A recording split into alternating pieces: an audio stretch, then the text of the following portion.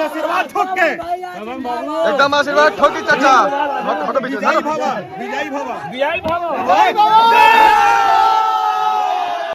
ये आप सबके बीच में कभी सांसद नहीं आएगा जी, सबके सामने हमेशा बेटा आएगा। पूरा देश में इतना विकास हो गई, देश कहां से कहां पहुंच गई, विकास होता। बताइए गांव में आवे के पहले जो रोड की स्थिति